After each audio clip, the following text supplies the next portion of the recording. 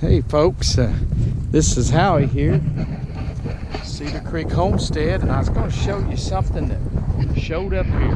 My little cow, little heifer cow that I told you lost her calf.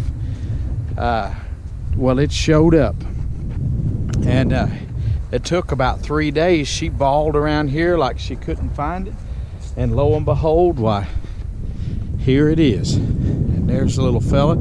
She's a little wild acting, I think, since she was separate from her calf for a little bit. Maybe it wasn't 3 days, but I know it was a good couple of days, and I walked around here trying to help her find it, and she's bawling like she couldn't find it. And, but anyway, I don't know if you can see her walking up through there. She's heading away from me, trying to keep her baby protected. She might think that I'm the cause of that baby disappearing. But anyway, I see another cow over here, and I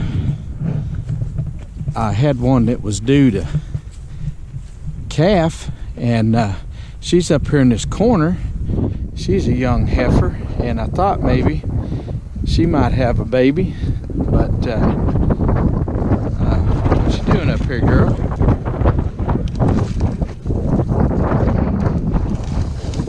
Oh, she does have a baby. There she goes, and she's got a little baby hid right here.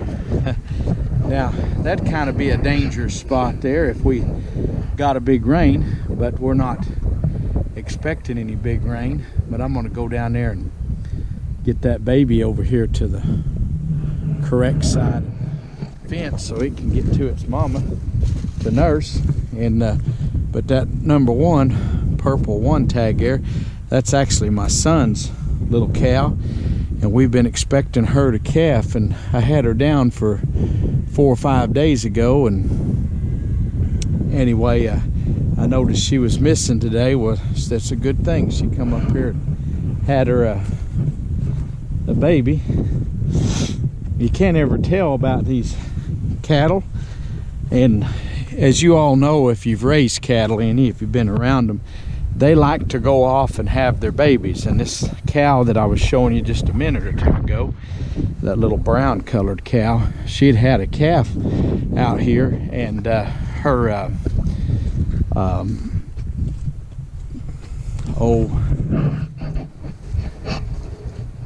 she had it right down in here in this grown-up stuff. So I tried to herd her out of here because the weather was saying we were under a flood watch and we might get 4 or 5 inches of rain, and I know that can make the creeks come up. Well, all the cows went except for her and her new baby, and she would not go. So I was like, well, hopefully she'll move and everything will be fine. Well, the next day I come out here to check on her. Couldn't get across the creek then, it was so high. The day before it was like knee deep, and I had waded across trying to, I didn't have to worry about the other cows. They all came on across, and I called them, you know, well, sook, sook, and here they come. But she wouldn't come on. So I was like, well, what am I going to do now? And I was like, well, I'll just leave her, because rarely does one get washed away or drowned, but they can. And the next morning she was still down there, and water had come across this valley down here really big, and I just knew the baby was gone. I came that evening, walked the next day, walked around out here. She would go back and forth and bawling and carrying on. I never heard a baby bawling back or nothing. I was like, well, it's gone. And then now I come out here, and here it is. And while I'm out here, well, this other young little old cow, she's had a baby, which makes the day worthwhile. And she probably ain't gonna like it. This is her first time. She probably ain't gonna like me getting down here next to her baby. But this little ditch really gets to rolling with water. It's just a dry stream. Hey, little buddy, what you doing there, huh? Easy does it. Let's go through the fence here. Come on. No, don't go up there. Come on. Let's go through the fence. Come on. You can do it. Come on now. Go to mama. Go on. Go to mama. Go to your mama. I don't know. It's kind of hard for me to hold the camera and get that calf through there. So I'm going to do this right here and hopefully I can film it. Come on now, baby. Come on. There you go, Archie. There you go. Let's see if we can do it. Let's go on down here. Oh, you're heavy. You're a big baby. If I can get down this hill here without falling. Come on, mama. If I can, I'll put you right underneath there. All right. Now, go on in there to your mama. Go on. There you go. Look at your mama. Get you some supper there. Yeah, that's a good looking little heifer calf there. And that little old mama, this is her first time. She's getting about 3 years old, just about old enough that I was wondering if she's ever going to calf. But I rode her down the last time she bred, and sure enough, why, there she goes. And so I found two on the same day, because she would probably, we do have a chance of rain tonight, but I think this baby would have been fine. I don't think we're supposed to get no big rains tonight, but the other day we had a doozy of a rainstorm, and you can see how this was all, the leaves, the way they're washed that way. Way down yonder, the creek, it circles, kind of snakes around through here. This is what we call Cedar Creek, and it was quite an ordeal. But I've got the cows over there in that pasture, in that neck of the woods, and grazing today, and tomorrow I'll move them on up to greener pastures. Thank the Lord I found my baby calf. Makes me feel better. Don't know how well the film will show up there of it. My jacket might have slid over the camera, but when I was picking her up and moving her, but kind of hard to do all this and hold a camera at the same time. And in case you haven't realized, I'm not the best videographer or whatever you want to call it, but that's one thing about YouTube. It's just a bunch of amateurs out here, and we're trying to put videos and show people what goes on a real farm. A lot of people, you know, right now there's a meat shortage at the stores. A lot of people think that's where the meat comes from, that you just go to the grocery store and just magically it appears, kind of like the stork bringing the newborn babies. That little baby there, tell that to that little heifer that just had that baby. That stork didn't bring that thing. She bore that baby for about 9 months, and she's went through the trials of motherhood, and she cares about that baby. You notice she was right there, and if that baby would have went to carrying on much, that little cow there she probably would have tried to get me for messing with her baby. Thankfully her baby sort of cooperated, but I want the mamas to be protected.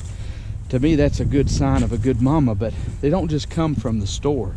There is a whole bunch of underlying things that have to take place before the meat shows up at your grocery store and where you buy your meat. And it's not just beef, poultry, pork. I know they're into big time commercial raising of pork and poultry, and they're trying to get that way with the beef. And I know you see the big feedlots, and those have gotten commercialized and stuff, but the babies being born and the way that's done right now, they've not been able to commercialize this a whole lot. And they'd like to, but they're hindered just a little bit because cattle, they don't do well in confinement like chickens do, or hogs. They've got them down to a science, and they're working on getting the beef where they could raise them inside. Some dairies are getting more commercialized. I just like it the old time way. This farm right here where I'm at, my grandfather, great grandfather, bought this for my granddad, and originally they started out with 50 acres there, and then my grandfather bought this 10 I'm standing on right now, and with his own two hands he built a home over here, had his kids help, and he built this little trough right here. That's a salt trough. Now the cattle haven't been in here for a while, for a few months, but there's a lot of tracks around here, but we keep salt out here. And he made it, put a little drain pipe in it. Now it's, over the years, it's busted out. He poured a little concrete to make a little area for him to stand so it wouldn't get so muddy. But I still, from time to time, will put a salt block out here, and that's why you see all this ground tore up right here. But in the spring, once it greens up, the Bermuda grass will move in here, and this will all be grass around this thing. It's hard to believe looking at it right now. But anyway, we take grass. This here land is so rough you couldn't grow crops on it. You can't grow corn. It does grow good deer and turkeys. We've got some bears and things like that around here. Wild hogs. So it's good for that type of stuff. We're not really fond of the wild hogs because I had a spell where the wild hogs were getting out here and you'd just tear up big old patches of the land, big, huge, and they've disappeared. People started hunting them, and here it's just open season on the wild hogs, trying to eradicate them. But the deer, there's times you'll come out here and this whole field will have deer all over it. You can see how green it is right now. I drilled in wheat last year, and you can also see there is a whole bunch of clover. Look at that there. Now there's these other little weeds that I ain't quite sure what they are. I think they may be buttercups, but right here's some good old clover. There's a bunch of this clover just all over this place out here, and a bunch of this sprigged in wheat, and look at this bunch of clover right here that's come on. Big old pretty clumps of it. There's part of an old cow pie there, and just beautiful. And the cows, they actually help the land, and this turns into a beautiful green lush pasture out here, and you couldn't use it, like say, for anything else, but really grazing cattle or goats or sheep is about all. Now this used to be, years ago, was fenced in, and this old pond here, my grandfather raised hogs here, and this was called the hog pasture, and it had field fencing. A lot of it's been taken out and the fence is redone all the way around this 10 acres. He bought it extra that joined on to the 40 his dad, or 50 that his dad had given him, and since then I've bought a little more and we've expanded on and stuff. But originally there was 50 down here to the west, and up here to the east he bought a 10 acres, a rectangle square of property here, and he used to raise hogs in here. And the hogs didn't hurt it either. They just free roamed. They ranged wherever they want to, and he would butcher 10 or 12 hogs out here on this place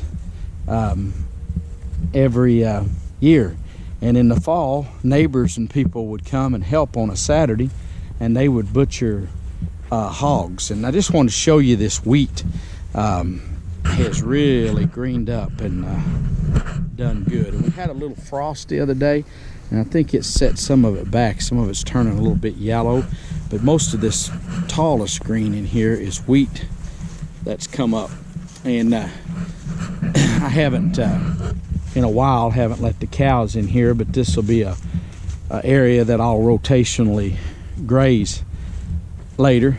But it sure looks good. But anyway, getting back to the hogs, my grandmother had a garden fenced. Right here where these trees come out was her old garden spot, and it went down, come around, and about where I have this old fence built up through here, she had a garden spot in here on this little spot right here. And you wouldn't think this would be enough to raise much, but she raised all of their food in this that they needed for the winter, as far as vegetables and things, in this little old bitty garden. And while I'm here real quick, I'm going to show you something else. Sometime I'll do a little tour video of this. Might mean something to somebody, or you might be interested. Some people like the old stuff, and that's what I like, and I am kind of into it. But this was the old storm shelter and root cellar, and it's filled with water right now. We had all this big rain. It'll fill up like this, but later the water will drain. Nobody uses it anymore. I have thought about fixing up, putting a door on it, sealing it, but it's so old, and the rocks are all, the stones are all cracked and stuff. I'd be afraid it might fall in. But there's shelves in this thing, and they still have jars sitting on the shelves that my grandmother canned that are still setting up on those shelves in there. And I chose just to leave it just like it was, not mess with it no more. There was a few jars here that we got, I brought home to my wife, that were empty, and she cleaned them up and just put them up for keepsakes. But there's still a few jars in there of canned goods that the lids are all rusted. Some of the lids have rusted through, and that has been I don't think you'd want to eat none of that stuff, but my grandmother's been gone 51 years. But this is where she stored her food. I was born July 18th, 1969, and she died June 18th, 1969. 30 days before I was born, my grandmother passed away. And my grandfather, he continued to live here, but when she died, she had stuff canned. They had a freezer. They had managed to get electric in here. You can see this electric line that comes through here. They didn't have electricity here. And when they run the electric through, Granny and Grandpa had it ran so they could have a freezer. And when my granddad died, the old house that sat here, they still yet didn't have a modern refrigerator. It had an old ice box in it. And my grandfather had remarried and moved across the road over here, and they did have a modern refrigerator, but he went ahead and lived here with an ice box. And when I was a young boy, you could go down here at town and buy a block of ice, and people would bring that, and if some still chose to keep their ice boxes, although he had a freezer. I don't know why he didn't get an ice box. He's not here now for me to ask, but this is where the old house sat, in this land right here, and the sidewalk ran out this way.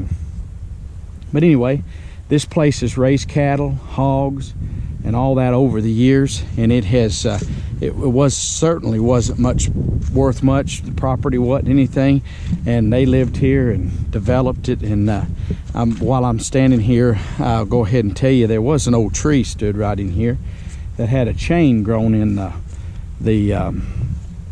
limb of it, and that's where they butchered hogs. Right behind the house here, they would butcher the old hogs.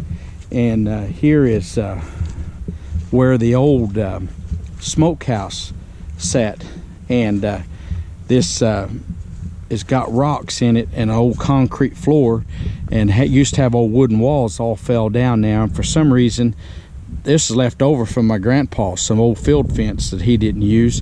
That stuff's actually old. It looks halfway decent shape, but it's very old.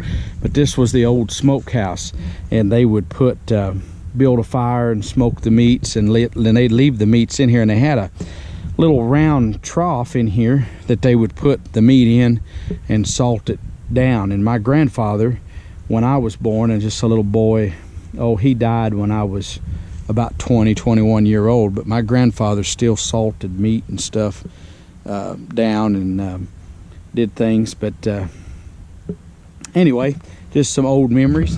But anyway, I do some of this to show people the beef industry has gone on many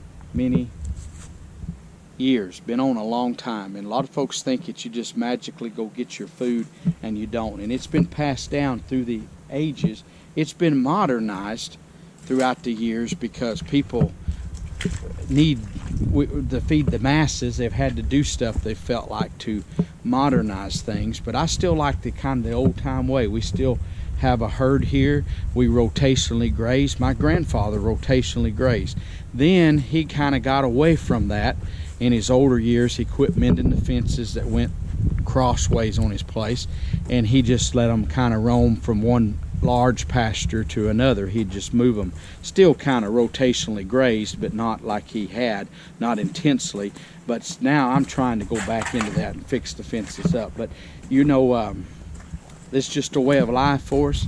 And in farming and stuff, sometimes you have animals that die. Sometimes you have animals that just don't survive, and that's just part of it. And I'll show you this old can.